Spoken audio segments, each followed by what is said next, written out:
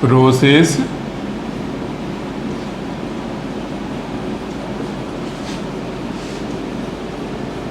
Management.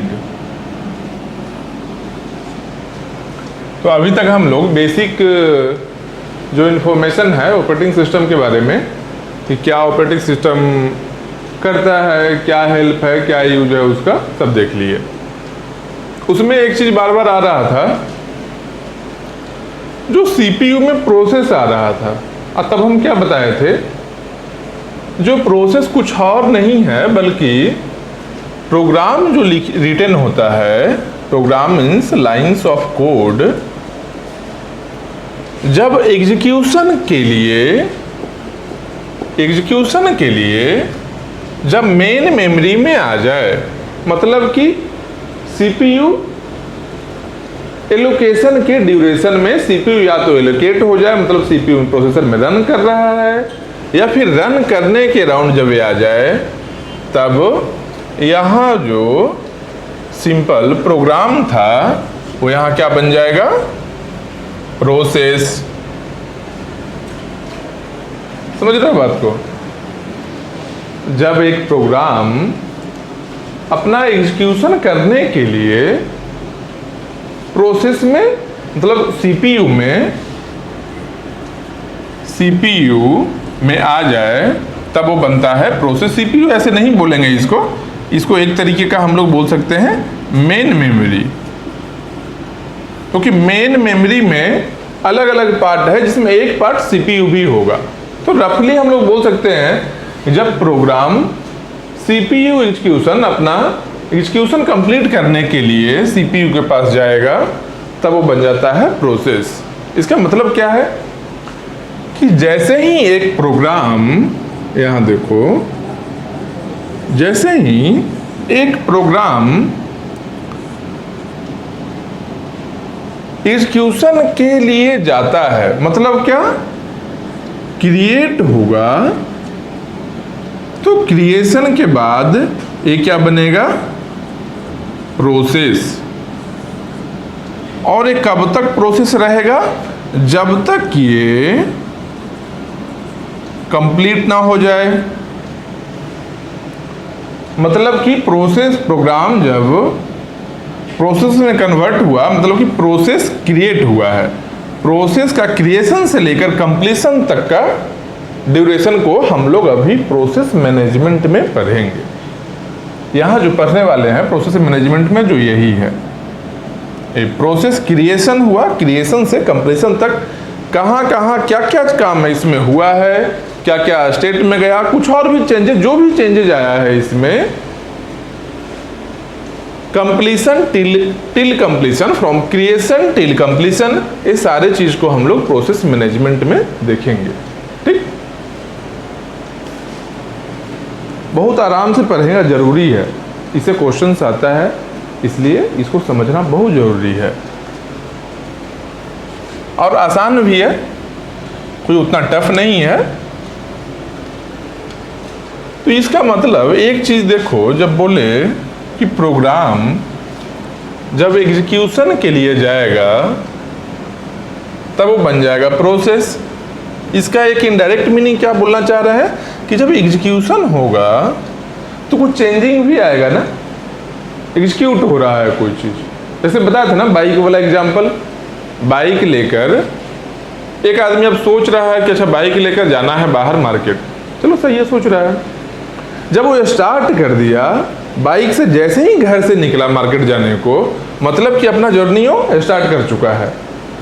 तो वहां से स्टार्टिंग से लेकर फिर लौटकर घर जब तक आ जाए, या फिर कहीं डेस्टिनेशन है वहां पहुंच जाए, किसी एक पॉइंट से स्टार्ट करके किसी पर्टिकुलर डेस्टिनेशन पर चला जाए, ये टोटल है क्या है, अंडर एग्जीक्यूशन है।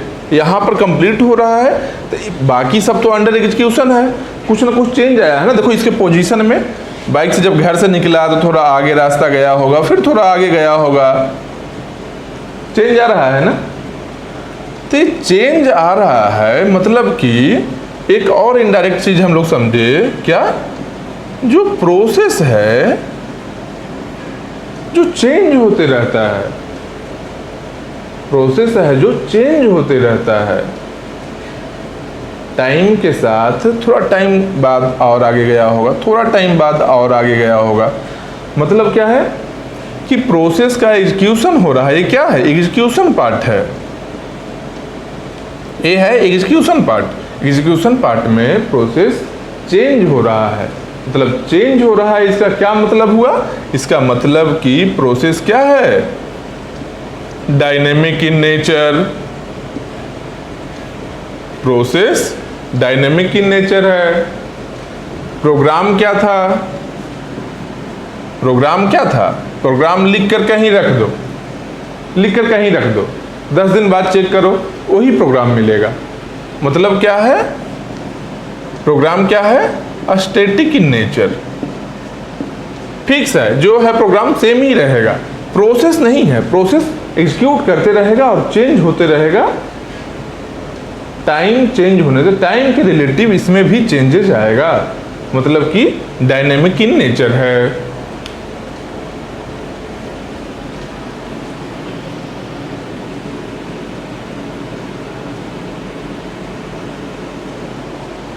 और कुछ है नहीं बेसिक में। प्रोसेस का मतलब यही है, जो प्रोसेस, जब प्रोग्राम प्रोसेस बना मतलब सीपीयू के पास एग्जीक्यूशन करने के लिए आ रहा है। तो एक्टिव पैसिव भी बोल सकते हैं। जैसे चेंज हो रहा है, डायनेमिक है, एक है स्टैटिक है। उसमें एक्टिव और पैसिव भी बात कर सकते हैं कि एक एक्टिव है और एक पैसिव है। मतलब स्टैटिक वाला क्या है? स्टैटिक है जो, स्टैटिक है जो क्या है? पैसिव है। पैसिव क्या था? ये प्रोग्राम था। और प्रोसेस है जो डायनेमिक और एक्टिव है। इसके बाद हम लोग देखेंगे क्या कि प्रोसेस तो क्रिएट हो गया, क्रिएट हुआ तो प्रोसेस के साथ में और भी कुछ उसमें अटैच किया गया है क्या? प्रोसेस जब क्रिएट हुआ है तो कुछ और चीज उसमें अटैच किया गया है क्या क्रिएशन के टाइम में? प्रोसेस क्रिएशन का मतलब क्या है? जब एक प्रोग्राम प्रोसेस में कन्वर्ट हुआ था। कब कन्वर्ट होगा? जब प्रोग्राम को एग्जीक्यूट करने जाएंगे हम लोग, तो अपने एग्जीक्यूशन के लिए एक कन्वर्ट होगा प्रोसेस में। ये जो कन्वर्ट होगा इस टाइम में और भी कुछ नया चीज अटैच किया गया है क्या? तो कुछ और भी नया चीज अटैच किया जाता है और उसको बोलते हैं एट्रीब्यूट्स ऑफ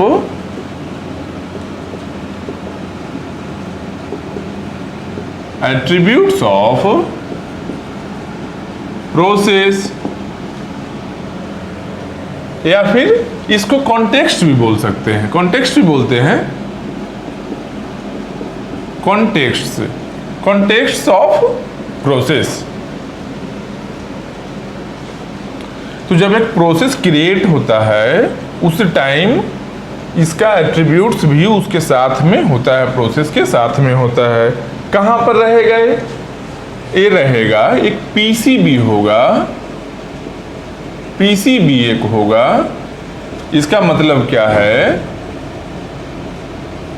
प्रोसेस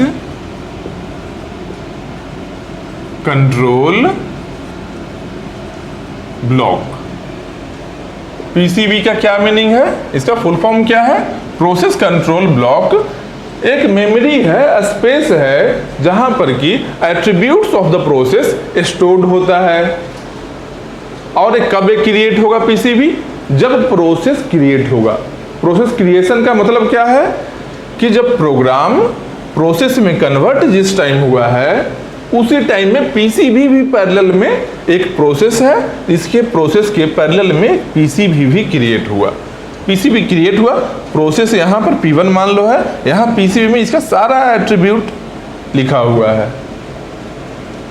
तो क्या क्या एट्रीब्यूट है भाई? इसका एट्रीब्यूट है फर्स्ट है प्रोसेस आईडी। तो प्रोसेस आईडी एक होगा इसमें। प्रोसेस आईडी क्या है? एक यूनिक आइडेंटिफिकेशन नंबर है। जैसे लिख रहे थे ना, P1 लिख रहे हैं, O1 क्या साथ में है? एक नंबर गिवन हुआ ना, जिससे हम लोग डिस्टिंग्विश कर पाए, क्लासिफाई कर पाए कि कौन सा प्रोसेस क्या है, सेपरेट कर पाए, पहचान पाए। एक यूनिक आइडेंटिफिकेशन नंबर है जो कि क्रिएट होगा जब प्रोसेस क्रिएशन होगा उसी टाइम में, और ये ऑपरेटिंग सिस्टम करेगा। तो क्या है? इसको लिख सकते हैं assigned bye operating system at the time of process creation. Process ID क्या है? Assigned bye operating system at the time of process creation. यहां लिख सकते हैं unique identification number. Process ID क्या हुआ? प्रोसेस आईडी क्या है? यूनिक आइडेंटिफिकेशन नंबर है जो कि assigned bye operating system at the time of process creation. जब प्रोसेस क्रिएट होगा उसी टाइम में ऑपरेटिंग सिस्टम एक यूनिक आइडेंटिफिकेशन आइडेंटिफाई करने के लिए एक यूनिक आइडेंटिफिकेशन नंबर उस प्रोसेस को असाइन करेगा। कौन करेगा असाइन? ऑपरेटिंग सिस्टम असाइन करेगा। ये हमेशा ही प्रोसेस आईडी प्रोसेस के पीसीबी में स्टोर्ड होगा। तो इसको क्या बोलेंगे? यही है कॉन्टेक्स्ट। एक अकेला नहीं, और भी कॉन्टेक्स्ट है। कॉन्टेक्स्ट लिखा हुआ है, मतलब और भी है, लेकिन ये भी एक है, कॉन्टेक्स्ट ही है, या फिर एट्रीब्यूट भी बोल सकते हैं। तो और भी है, और भी देखेंगे आगे, लेकिन ये जान लो कि प्रोसेस आईडी है क्या। एक नंबर है, यूनिक आइडेंटिफिकेशन नंबर है, जिससे कि प्रोसेस को आइडेंटिफाई कर पाएंगे कि कौन सा प्रोसेस एग्जीक्यूशन में कहां पर क्या है, उसके बारे में सारा डिटेल हम लोग एक्सेस किया जा सकता है। मतलब कि ऑपरेटिंग सिस्टम उसको आइडेंटिफाई करके समझेगा, काम तो कर रहा हो ऐसे ही बैकग्राउंड में। तो एक हो गया प्रोसेस आईडी। दूसरा है प्रोसेस स्टेट। प्रोसेस स्टेट का क्या मतलब है कि जब प्रोसेस एग्जीक्यूट होगा तो बहुत सारा स्टेट से गुजरेगा। वो क्रिएशन से लेकर, यहाँ क्रिएट हुआ है, यहाँ से यहाँ आया, यहाँ कंप्लीट हो गया, इसके बीच में और भी स्टेट इसमें आएगा। तो किसी पर्टिकुलर टाइम में किस स्टेट में प्रोसेस है उसको बताने के लिए एक प्रोसेस स्टेट रहेगा कि किसी पर्टिकुलर टाइम में, प्रेजेंट टाइम में प्रोसेस है किस स्टेट में, यहाँ पर है या यहाँ पर है या यहाँ पर है। क्योंकि जैसे ही क्रिएट हुआ है, क्रिएशन से लेकर कंप्लीशन तक यहाँ जब आ रहा होगा, इसके बीच में और भी स्टेट चेंज करेगा। कौन कौन स्टेट रहेगा वो सब देखेंगे, अभी बहुत डिटेल में पढ़ेंगे। अभी बेसिक बता रहे हैं, कुछ वर्ड है, वर्ड का मीनिंग बता दे रहे हैं, अभी बाद में इसको यूज करेंगे हम लोग डायरेक्टली, बस यही है इसमें। तो प्रोसेस स्टेट क्या है कि प्रेजेंटली कौन से स्टेट में है प्रोसेस, उस चीज को ये बताएगा।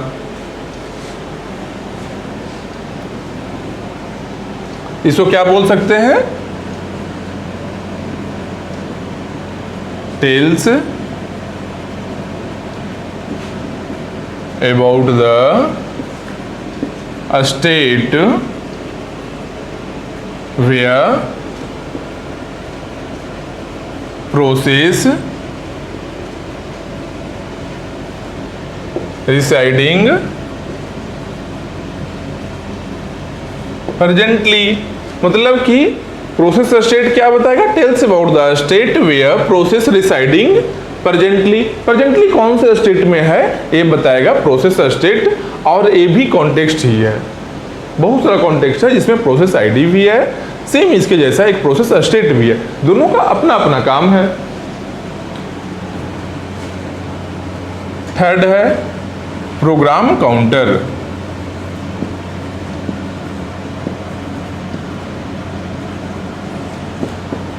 प्रोग्राम काउंटर जिसको पीसी भी लिख सकते हैं। तो प्रोग्राम काउंटर क्या है? प्रोग्राम काउंटर क्या है? जो प्रोग्राम काउंटर बताएगा कि अभी प्रोसेस क्या था, प्रोग्राम ही तो प्रोसेस बना था, ये पता ही है। प्रोग्राम क्या है? लाइंस ऑफ कोड है, बहुत सारा लाइन में।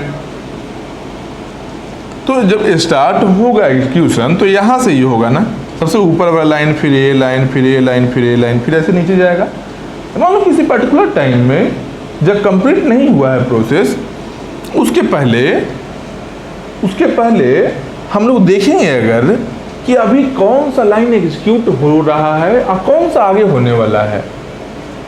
किसी पर्टिकुलर टाइम मान लो लेंगे कि यहाँ से यहाँ तक होना है, तो मान लो इतना ही हुआ है, मान लेते हैं रेंडमली कहीं भी कि इतना मान लो किसी पर्टिकुलर टाइम टी में हुआ है। तो इस टाइम में पीसी का क्या वैल्यू होगा, इसमें क्या रहेगा भाई? तो इस टाइम के जस्ट बाद में कौन सा इंस्ट्रक्शन एग्जीक्यूट होने वाला है उसका एड्रेस यहाँ रहेगा। किसी भी पर्टिकुलर टाइम में नेक्स्ट इंस्ट्रक्शन जो एग्जीक्यूट होने वाला है उसका एड्रेस पीसी में रहेगा। समझ रहे हो बात? किसी टाइम, मान लो ये टाइम है, तो ये टाइम मान लो कुछ भी है, T1 है, ये पर्टिकुलर टाइम में इसके जस्ट बाद में जो इंस्ट्रक्शन एग्जीक्यूट होने वाला है उसका एड्रेस पीसी में रहेगा। किसी भी टाइम में कहीं भी ले सकते हैं, पीसी हमेशा चेंज होगा। इसका मतलब यही हुआ ना, यहाँ पर पीसी का कुछ और वैल्यू है, यहाँ पर कुछ और वैल्यू है, यहाँ कुछ और वैल्यू है। क्यों? क्योंकि अगला जो इंस्ट्रक्शन एक पर्टिकुलर टाइम में जो एग्जीक्यूट होने वाला है उसका एड्रेस यहाँ रहना है। मतलब कि पीसी का वैल्यू वेरी करेगा, लेकिन एक पर्टिकुलर टाइम में सेम होगा। टाइम ज़्यादा कम होगा, वैल्यू चेंज होता जाएगा पीसी का, क्योंकि इसका काम ही है अगला एड्रेस कौन सा इंस्ट्रक्शन एग्जीक्यूट होने वाला है उसका एड्रेस को स्टोर करना। समझ रहे हो बात? इसको क्या लिखेंगे? प्रोग्राम काउंटर को क्या लिखेंगे? Contains address of next instruction to be executed. यही हुआ ना, प्रोग्राम काउंटर का मतलब क्या हुआ? Contains address of next instruction to be executed. जो अगला इंस्ट्रक्शन एग्जीक्यूट होने वाला है उसका एड्रेस प्रोग्राम काउंटर पीसी में रहेगा। ये सब बाद में यूज आएगा, पीसी का तो अक्सर यूज आएगा, ऐसे भी याद हो जाएगा। फिर भी एक बार समझ लो क्या है, ये सब टर्म को ध्यान रखना बस, और कुछ नहीं है, इसमें कुछ है ही नहीं, केवल टर्म के बारे में बताया जा रहा है। एट्रीब्यूट्स ऑफ प्रोसेस, क्या क्या एट्रीब्यूट है प्रोसेस का उसके बारे में ही अभी बताया जा रहा है। इसके बाद क्या है? एक है priority.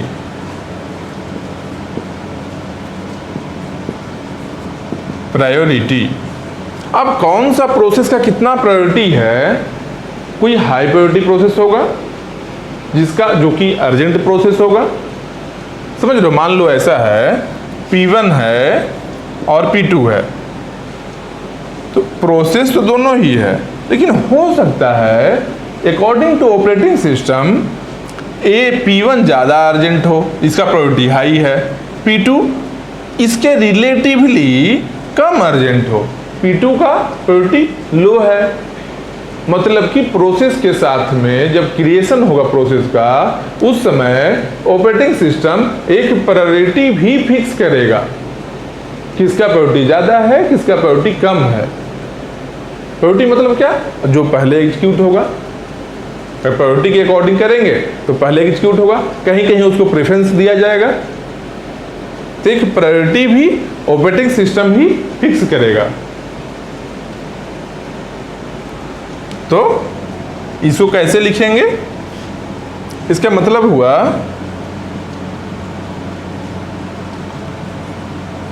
OS assigns priority order during process creation. Process creation के टाइम में ही प्रायोरिटी ऑर्डर है जो ऑपरेटिंग सिस्टम असाइन कर देगा प्रोसेस को।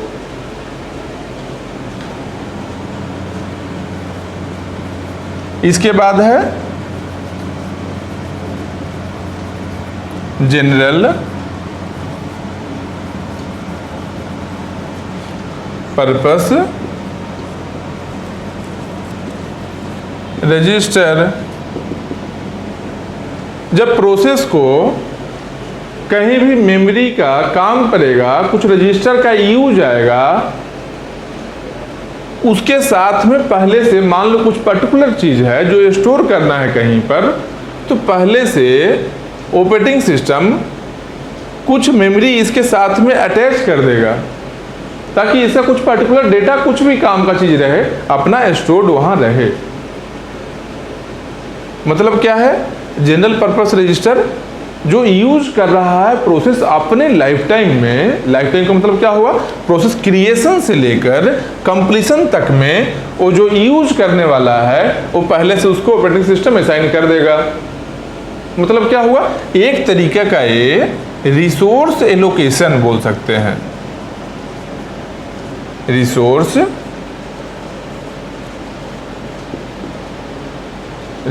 एलोकेशन बोल सकते हैं कि एक रिसोर्स है जो यूज होने वाला है, उसको ओएस पहले से क्रिएशन के टाइम में ही असाइन कर दिया है, एलोकेट कर दिया है, और कब तक वो रहेगा, जब तक प्रोसेस कंप्लीट ना हो जाए। कंप्लीशन के बाद में वो हटा लिया जाएगा।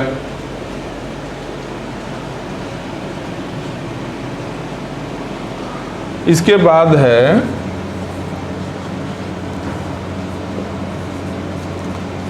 List of open files. 7 number में लिस्ट ऑफ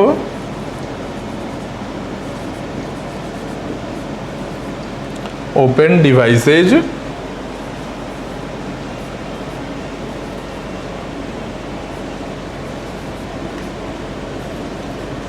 प्रोटेक्शन इन्फो। इसके बाद क्या है, देखो 6 नंबर में क्या है, लिस्ट ऑफ ओपन फाइल्स। क्या क्या फाइल वो अपने लाइफ टाइम में यूज, जब प्रोसेस क्रिएट हुआ, क्रिएशन से जब कंप्लीट होगा, इस ड्यूरेशन में कौन कौन से फाइल को प्रोसेस कभी भी मतलब फेच करने वाला है, किसी भी काम के लिए प्रोसेस को जरूरत पड़ेगा। कौन कौन सा फाइल ऐसा है जो प्रोसेस को एग्जीक्यूशन के ड्यूरेशन में, मतलब एग्जीक्यूशन का ड्यूरेशन कब है, फ्रॉम क्रिएशन टिल कंप्लीशन, उसके बीच में प्रोसेस को कौन कौन सा फाइल का जरूरत पड़ सकता है किसी भी काम के लिए, या तो डेटा स्टोर करना हो या डेटा को रीड करना हो।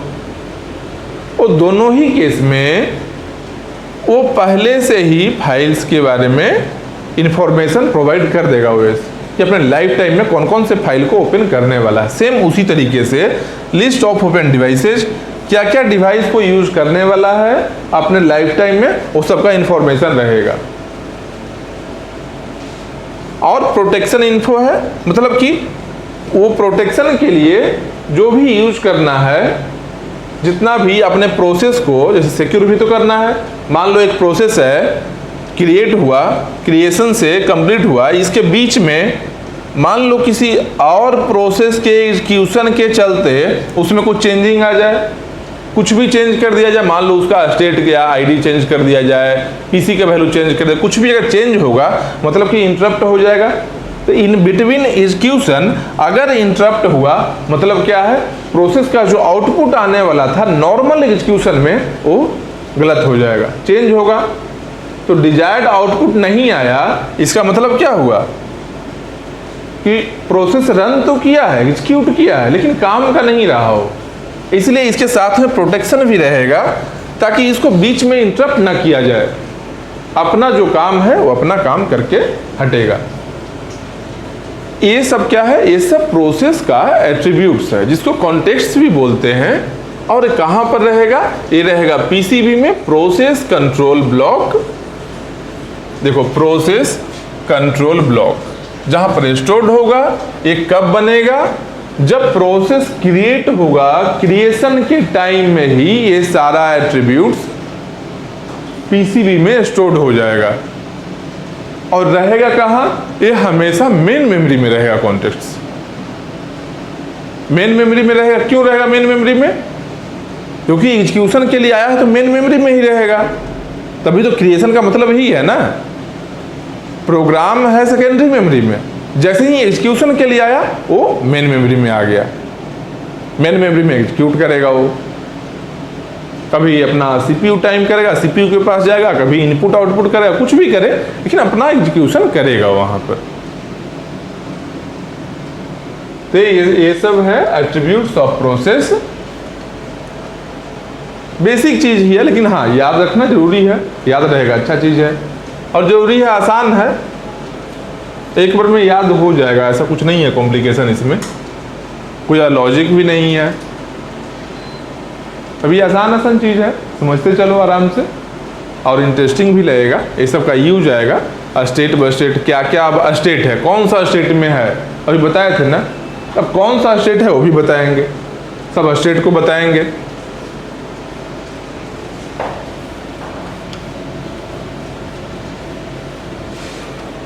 इसलिए जो भी है बता रहे हैं, छोटा छोटा टॉपिक अभी छोटा वर्ड रहेगा, उस चीज को ध्यान रखना है ताकि फ्यूचर में जब इसका यूज आए तो फिर से मतलब बैक पेज में नहीं जाना पड़े, नोट्स को पहले से फिर नहीं देखना पड़े, सीधा दिमाग में रहेगा, अपना काम हो जाएगा।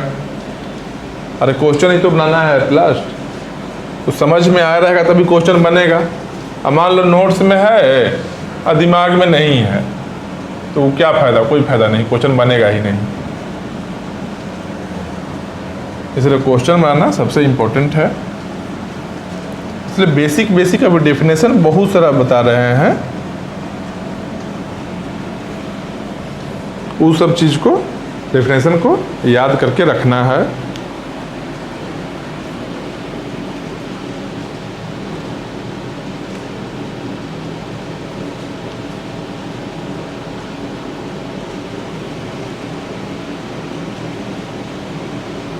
और एक और चीज ये करना है याद, देख लो कि जो पीसीबी बता रहे थे, जो पीसीबी ऑफ द प्रोसेस था, ये सब प्रोसेस का अपना अपना होगा। मतलब क्या?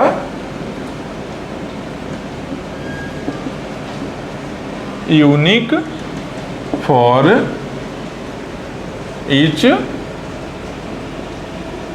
प्रोसेसेज, सब प्रोसेस का अपना अपना होगा पीसीबी। और ये स्टोर्ड होगा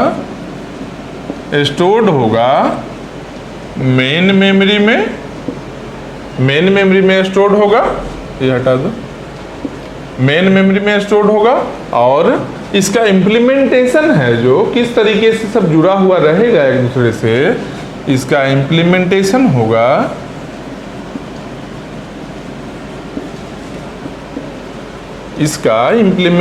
होगा लिंक्ड लिस्ट के थ्रू। अब वो लिंक लिस्ट क्या है? लिंक लिस्ट है एक स्ट्रक्चर, समझो कि मेमोरी का एक स्ट्रक्चर है जिसमें कुछ डेटा हम लोग स्टोर करते हैं।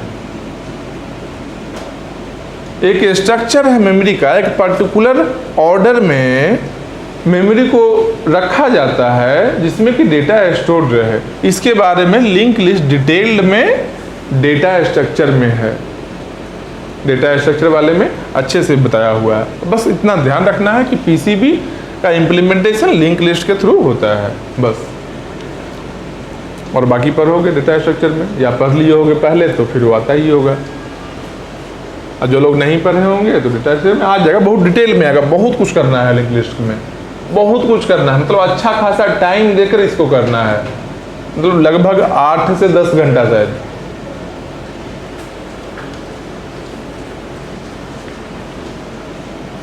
अब इसके बाद हम लोग देखेंगे स्टेट्स। जो बोले थे वहां पर, जो प्रोसेस स्टेट जो था, प्रोसेस स्टेट बताए थे ना, जिसमें कौन सा स्टेट में है, कौन सा स्टेट में रह रहा है प्रोसेस, वो बताएगा प्रोसेस स्टेट। तो स्टेट है कितना तरह का, कितना सारा स्टेट्स है, वो स्टेट को हम लोग देखेंगे। तो स्टेट्स में क्या है, एक क्या है, न्यू स्टेट है। न्यू का मतलब क्या है कि process under creation. New state का मतलब क्या है, जो process under creation.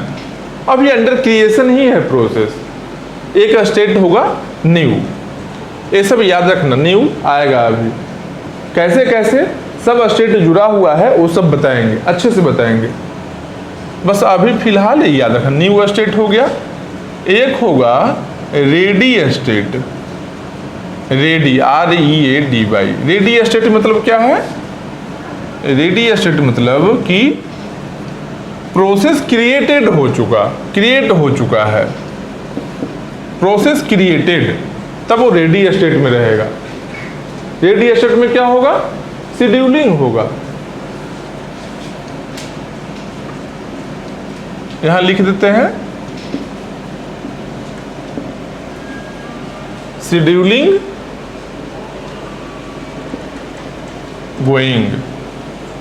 Going on लिख लो।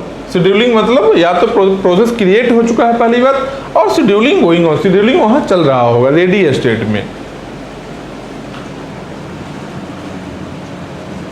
सब स्टेट अच्छे से आएगा, अभी लिंक करेंगे, पूरा प्रोसेस साइकिल को बताएंगे। जितना वर्ड अभी तक बता रहे हैं ये सब एक वर्ड अभी एज ए वर्ड बता रहे हैं, बाद में सारा को लिंक करके एक बार बताना है। इसलिए बस ध्यान रखो कि रेडी मतलब क्या है, कि रेडी स्टेट है, इसी यहाँ पर क्या होता है, प्रोसेस क्रिएट हो जाता है तब जाता है। न्यू में रहने का मतलब क्या है, कि न्यू स्टेट के में रहने का मतलब है प्रोसेस अंडर क्रिएशन है, अभी क्रिएट ही हो रहा है प्रोसेस। फिर रेडी के बाद है रनिंग स्टेट। रनिंग स्टेट है, रनिंग का मतलब क्या हो गया, जो प्रोसेस अंडर एग्जीक्यूशन, एग्जीक्यूट कर रहा है। रनिंग का मतलब कि सीपीयू के पास में प्रोसेस है, प्रोसेसर के पास में रन कर रहा है, रनिंग नाम से भी लग रहा है, रन कर रहा है, वो एग्जीक्यूट हो रहा है। मतलब क्या एग्जीक्यूट होगा, सीपीयू टाइम, अपना सीपीयू टाइम कर रहा होगा। फिर उसके बाद में क्या आएगा, input output wait, input output या फिर वेट स्टेट बोल सकते हैं इसको। इसका मतलब क्या है, यहां पर अपना आईओ टाइम कर रहा है प्रोसेस, आईओ टाइम कर रहा है, इनपुट आउटपुट टाइम कर रहा है। इस स्टेट में रहने का मतलब है इनपुट आउटपुट टाइम कर रहा है। इसके बाद क्या होगा, एक होगा कॉम्प्लीशन, मतलब कि कॉम्प्लीशन का नाम से क्या लग रहा है, एग्जीक्यूशन कंप्लीटेड, मतलब कि एग्जीक्यूशन कंप्लीट हो गया, जो आउटपुट आना है आ चुका है। अब जितना भी प्रोसेस था, जितना भी लाइंस ऑफ कोड था, सब एग्जीक्यूट होकर एक आउटपुट मिल गया है, कंप्लीट हो गया। तो कंप्लीशन में कब जाएगा, जब एग्जीक्यूशन कंप्लीटेड हो जाएगा तब। एक और क्या है,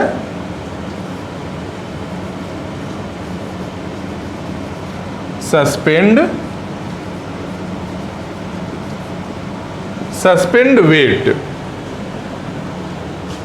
और एक और आएगा क्या, सस्पेंड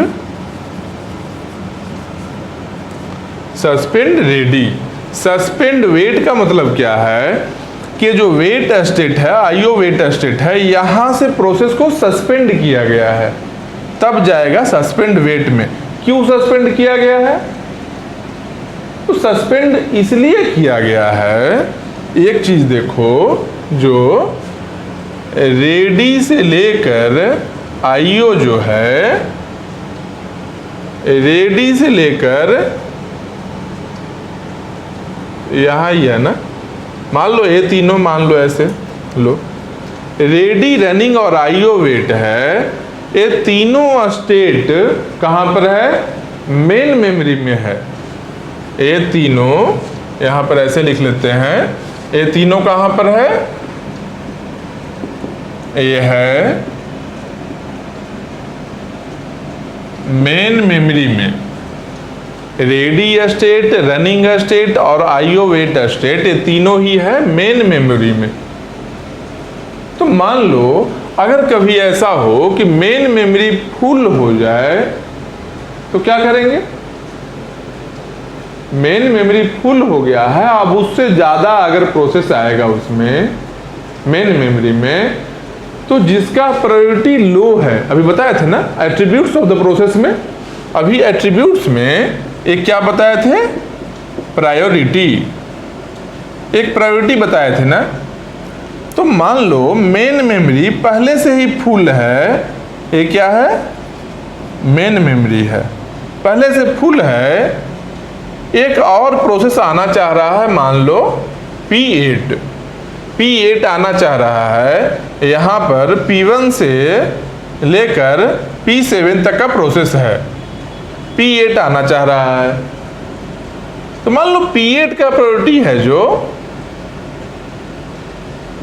ज़्यादा है और P3 का प्रायोरिटी लो है। कंपेरेटिवली बोल रहे हैं, कंपेयर कर रहे हैं P3 और P8 में, तो P8 का ज़्यादा है, P3 का अगर प्रायोरिटी लो है, P8 आना चाह रहा है यहाँ पर, तो क्या करेंगे? ये तो फुल है, यहाँ से तो निकलना है किसी न किसी को, क्योंकि या तो P8 को रोक कर रख दें कि नहीं आने देना है, या फिर यहाँ से कोई लो प्रायोरिटी प्रोसेस उसको हटा दे, तभी एडजस्ट होगा ना। तो अगर इसका प्रायोरिटी हाई है और यहाँ पर नए को लाना है, P8 को लाना है, तो लो प्रायोरिटी यहाँ से हटाना पड़ेगा। तो वही चीज है जो आईओ वेट स्टेट में, आईओ वेट में मान लो P3 है, जो P3 अगर मान लेते हैं कि उस टाइम में अपना आईओ टाइम कर रहा था P3, इसको हटाना पड़ेगा ना। तो आईओ जो वेट स्टेट है, आईओ वाला, इनपुट आउटपुट वाले को ही वेट स्टेट नाम दिए हैं। देखो इनपुट आउटपुट वेट स्टेट भी बोलो या आईओ बोलो, सेम ही है। तो आईओ वेट है जो, मान लो P3 आईओ में उस समय में है और P8 आना चाह रहा है, इसका प्रायोरिटी लो है, इसको तो निकालना पड़ गया यहाँ से। तो आईओ से कहाँ जाएगा ये आखिर? P3 आईओ से सीधा कहाँ चला जाएगा? ऐसे ही स्टेट तो बहुत सारा है। तो P3 आईओ से इस तरीके के केस में जब मेन मेमोरी फुल होगा तब यहाँ से सस्पेंड हो जाएगा ये। तो यहाँ से जो वेट स्टेट से जो सस्पेंड होता है वो जाता है सस्पेंड वेट में। आईओ वेट से अगर सस्पेंड होता है ऐसा सिचुएशन में कोई प्रोसेस, तो कहाँ जाता है? सस्पेंड वेट में। मतलब यहाँ क्या लिख सकते हैं?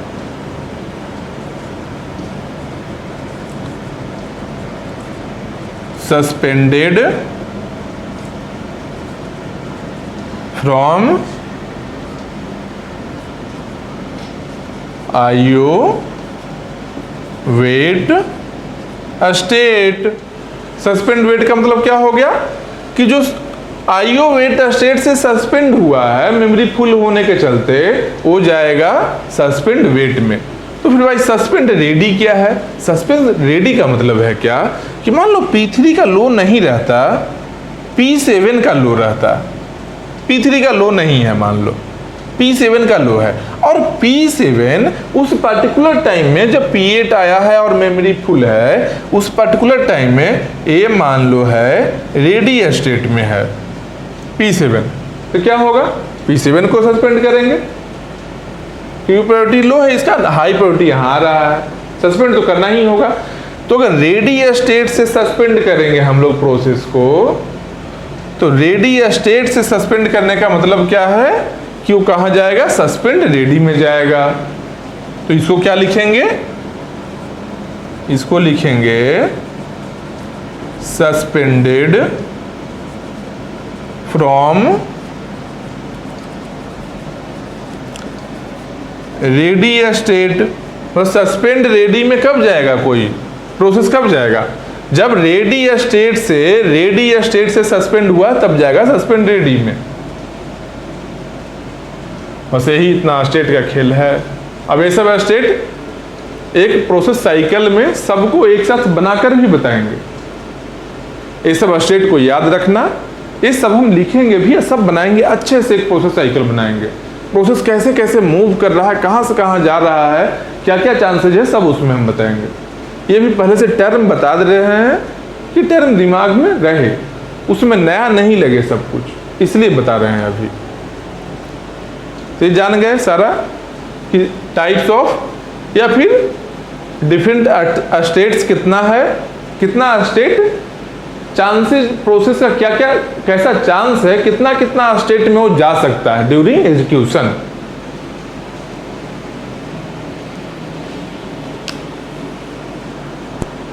तो इसके बाद में देखेंगे कि स्टेट के बारे में जान गए, अब अभी टर्म को जान रहे हैं स्टेट वाला, फिर आएगा अच्छे से डिटेल में देखेंगे कैसे कौन से स्टेट में जा रहा है। अभी सब टर्म को जान लेते हैं कि प्रोसेस मैनेजमेंट में क्या क्या टर्म हम लोग देखने वाले हैं। तो स्टेट्स तो देख लिए हम लोग, एट्रीब्यूट्स देख लिए, स्टेट्स देख लिए। अब देखेंगे क्या कि क्या क्या ऑपरेशंस है जो प्रोसेस पर हम लोग करते हैं। जैसे प्रोसेस कहीं से कहीं मूव कर रहा है, मतलब कुछ ऑपरेशन किया जा रहा है ना प्रोसेस पर, तभी तो मूव कर रहा है। तो क्या क्या अलग अलग ऑपरेशन है जो प्रोसेस पर हम लोग करते हैं।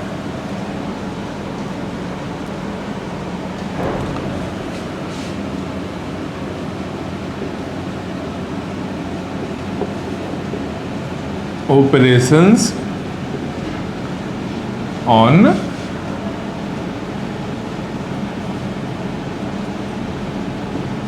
प्रोसेसेस, कितना तरह का ऑपरेशन करते हैं प्रोसेस पर हम लोग। तो सबसे पहला ऑपरेशन क्या करेंगे, सबसे पहला ऑपरेशन क्या करेंगे प्रोसेस पर, फर्स्ट ऑपरेशन है, अभी रेंडम ऑर्डर में भी रहेगा, लेकिन ऑपरेशन जब होगा प्रोसेस स्टेट साइकिल में सब बताएंगे अच्छे से डिटेल में। अभी टर्म को जान लो केवल। एक ऑपरेशन होता है क्या, क्रिएशन। क्रिएशन का मतलब क्या हुआ, सिंपल दिख रहा है क्रिएशन, अभी लिखे थे न्यू स्टेटमेंट अंडर क्रिएशन, मतलब कि जब प्रोसेस बन रहा होगा। प्रोसेस बनने का क्या मतलब है, जब प्रोग्राम से प्रोसेस में कन्वर्सन हो रहा होगा, प्रोग्राम का कन्वर्सन प्रोसेस में जब हो रहा होगा, उसी को बोलते हैं क्रिएशन। मतलब क्या,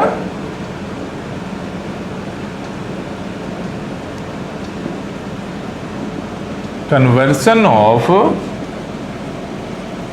प्रोग्राम टू प्रोसेस।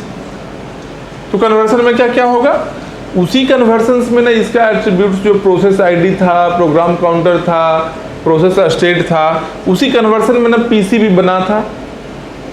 पीसीबी उसी टाइम बना है ना, ऑपरेटिंग सिस्टम ही बनाया है ना। तो क्रिएशन के ड्यूरेशन में ही वो सब होगा काम। तो क्रिएशन का मतलब यही है कि सिंपल जो प्रोग्राम है, लाइंस ऑफ कोड है, वो प्रोसेस में कन्वर्ट होता है। इसी यही है conversion of program to process.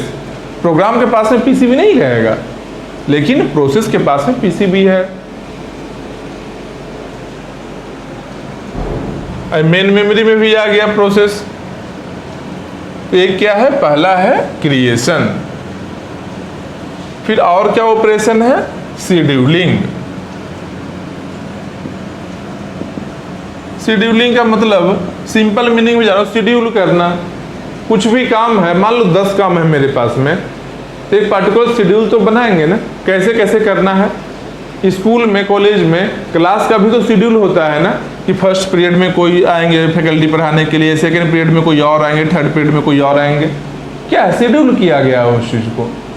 तो सेम यहाँ पर शेड्यूलिंग है, जो प्रोसेस को शेड्यूल किया गया है, प्रोसेस को शेड्यूल किया गया है, पहले कौन, फिर उसके बाद कौन, उसके बाद कौन, एग्जीक्यूशन के लिए। क्योंकि शेड्यूल करेंगे तभी तो एग्जीक्यूशन हो सकता है उसका। अब एक बार में 10 प्रोसेस है, 10 प्रोसेस एक बार नहीं हो सकता है एग्जीक्यूशन। क्यों नहीं होगा, क्योंकि प्रोसेसर को तो एक टाइम में एक ही प्रोसेस को एग्जीक्यूट करता है ना, प्रोसेसर एक टाइम में एक ही प्रोसेस को करता है, जबकि मल्टी प्रोग्रामिंग में एक से ज्यादा प्रोसेस रिसाइड कर रहा है ना। तो मल्टीटास्किंग बोलो, मल्टी प्रोग्रामिंग का ही स्पेशल केस है, बताए थे उसमें। जो प्रीएम्प्टिव मल्टी प्रोग्रामिंग होगा उसी को मल्टीटास्किंग भी बोलते हैं। नॉन प्रीएम्प्टिव है अगर, तो सिंपल मल्टी प्रोग्रामिंग हो गया। तो एक से ज्यादा प्रोसेस है, उस सब प्रोसेस को एक साथ तो हम लोग नहीं ला सकते हैं सीपीयू में, एक के बाद एक लाएंगे, कुछ न कुछ ऑर्डर होगा उसमें, उसके लिए हम लोग शेड्यूलिंग करेंगे। मतलब शेड्यूलिंग का मतलब क्या हम लिख सकते हैं, जो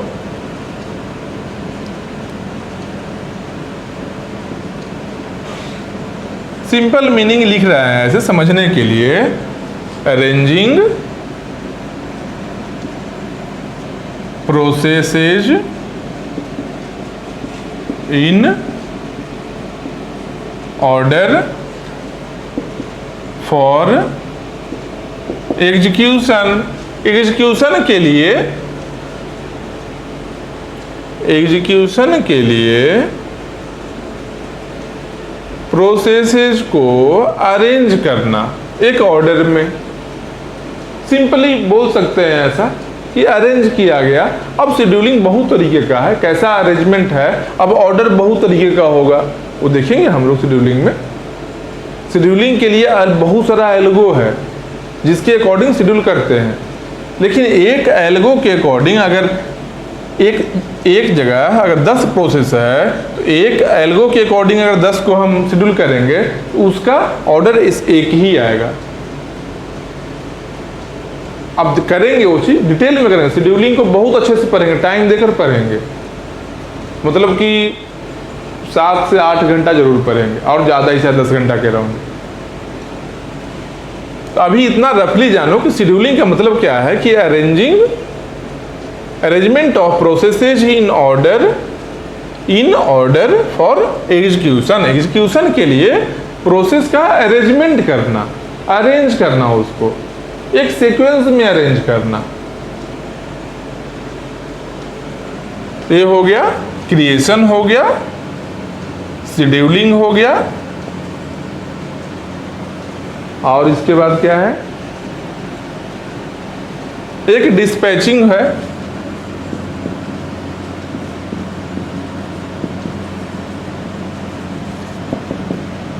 डिस्पैचिंग का मतलब क्या है, सिंपल जानो कि लेटर को क्या करते हैं, लेटर डिस्पैच होता है कहीं जाने के लिए, तो डिस्पैच कर दिए मतलब क्या किया, लेटर को सेंड कर दिए, अब वो जाते रहेगा। तो डिस्पैचिंग कौन करता है, डिस्पैचर करता है। डिस्पैचर है क्या, रेडी स्टेट में एक डिस्पैचर होगा, जो यहाँ क्या है, रनिंग स्टेट है, ये है रेडी और ये है रनिंग। तो डिस्पैचर एक होगा जो यहाँ से प्रोसेस को रनिंग में लेकर आएगा, मतलब रेडी से रनिंग में लेकर आने का काम जो है डिस्पैचर करेगा। तो डिस्पैचर और क्या करेगा, इसका एक और भी काम है। इसका काम क्या है कि जब प्रोसेस को यहाँ से यहाँ ला रहा है ये, तो यहाँ पर प्रोसेस का कुछ कॉन्टेक्स्ट है ना, यहाँ आने पर कॉन्टेक्स्ट चेंज हो जाएगा ना। और यहाँ पहले भी तो एक प्रोसेस था जो या तो कंप्लीट की ओर जा रहा है या तो कहीं और जा रहा है या कहीं और जा रहा है। तो पहले वाला प्रोसेस का जो कॉन्टेक्स्ट है उसको सेव करना और नए वाले प्रोसेस का कॉन्टेक्स्ट को लोड करना, ये काम है डिस्पैचर का। डिस्पैचर के बारे में जान लो। डिस्पैचर मतलब देखो, ये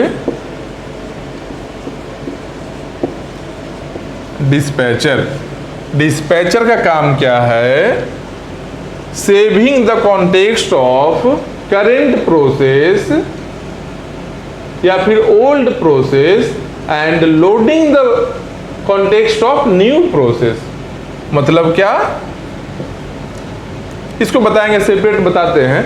अभी जानो इतना, डिस्पैचर है जो डिस्पैचिंग करता है, रेडी से रनिंग स्टेट में लेकर आता है। इसको लिखते हैं bring processes from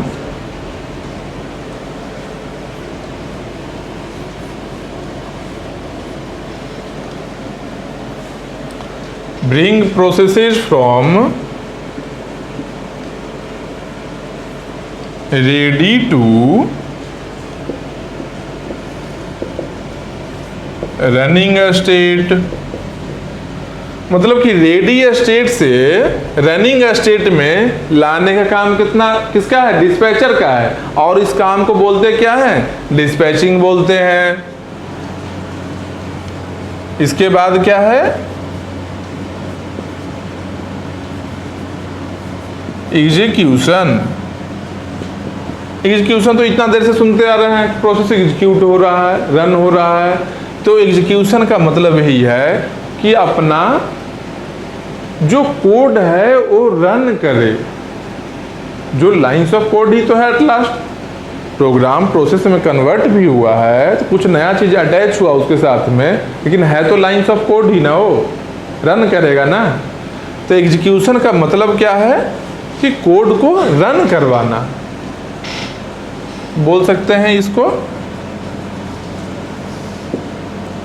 running. Codes और इंस्ट्रक्शन लिख दो, रनिंग इंस्ट्रक्शन या इंस्ट्रक्शंस ऑफ प्रोसेसेस। अब वो रन कर रहा है या तो सीपीयू टाइम कर रहा होगा या आईओ टाइम कर रहा होगा, है तो एग्जीक्यूशन में ही हो, मेन मेमोरी में है। क्यों? क्योंकि अभी बताए थे कि रेडी स्टेट और रनिंग स्टेट और आईओ वेट स्टेट तीनों ही मेन मेमोरी में होता है। तो सीपीयू टाइम करे या आईओ टाइम करे, है तो अंडर एग्जीक्यूशन ही है। तो एग्जीक्यूशन का मतलब क्या? यही है, रनिंग इंस्ट्रक्शंस ऑफ प्रोसेस। जो इंस्ट्रक्शन है उसको रन कर रहा है वो। अब उस रन करने के लिए अब सीपीयू में रन कर रहा हो या फिर आईओ टाइम ले रहा हो, कुछ भी करे, क्या फर्क पड़ता है, लेकिन एग्जीक्यूशन है यही।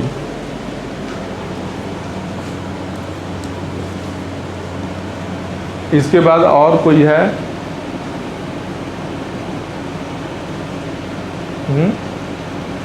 Creation, scheduling, dispatching,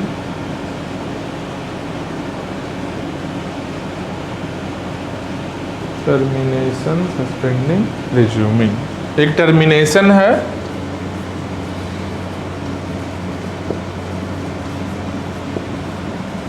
termination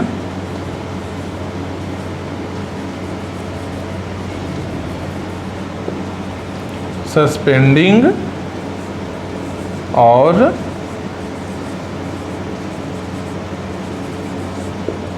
resuming. तो टर्मिनेशन का मतलब क्या हुआ? मतलब कि कंप्लीशन, जब एग्जीक्यूशन कंप्लीट हो जाए। तो कंप्लीट जब होगा तो रनिंग स्टेट से जब कंप्लीटेड स्टेट में आएगा, टर्मिनेटेड में आएगा, तो यहां पर ही बोलेंगे टर्मिनेशन।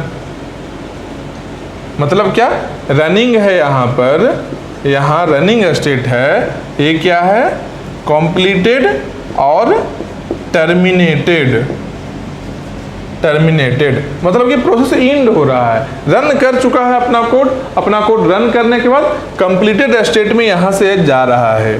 तो ये जो जा रहा है इस ड्यूरेशन को हम लोग बोलेंगे टर्मिनेशन।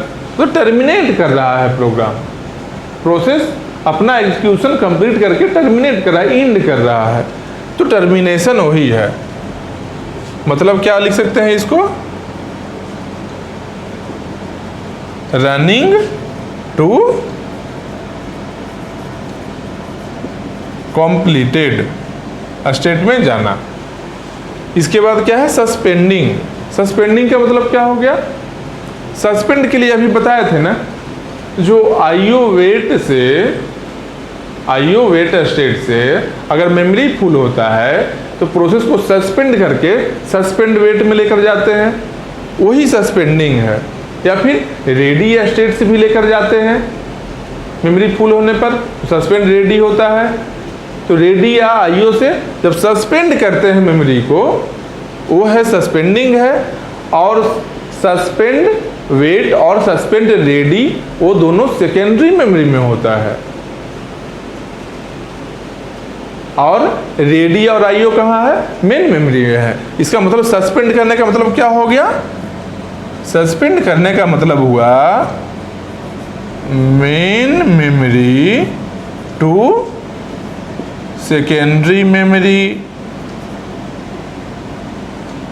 सेकेंडरी मेमोरी को क्या लिख सकते हैं, बैकिंग स्टोर। सेकेंडरी मेमोरी जो है सस्पेंड रेडी और सस्पेंड वेट है जो सेकेंडरी मेमोरी में रहेगा, उसको बैकिंग स्टोर भी लिखते हैं। और सस्पेंडिंग का मतलब यही हुआ मेन मेमोरी से सेकेंडरी मेमोरी में लेकर चलेगा, क्योंकि मेन मेमोरी फुल हो चुका है इसी के चलते। इसके बाद क्या है, रिज्यूमिंग मतलब क्या है कि सस्पेंड रेडी सस्पेंड वेट से, सस्पेंड रेडी या सस्पेंड वेट स्टेट से फिर से रेडी स्टेट और आईओ में लेकर चला आना, मतलब कि रिज्यूम करना। इसका मतलब क्या बोलेंगे हम लोग, secondary memory to main memory. Discharge हो रहा है, एक सेकेंड।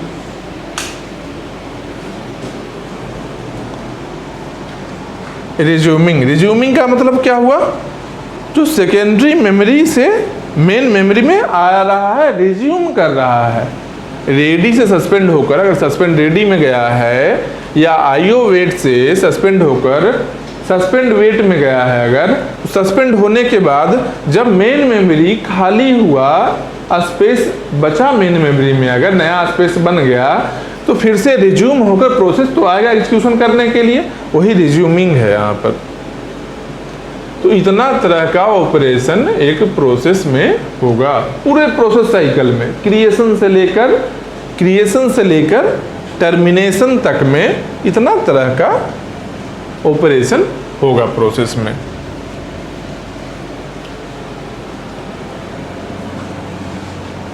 इसको अच्छे से देखते जाओ, ये टर्मिनोलॉजी है, ध्यान में रखना। वो ऑब्जेक्टिव टाइप क्वेश्चन ही तो आना है,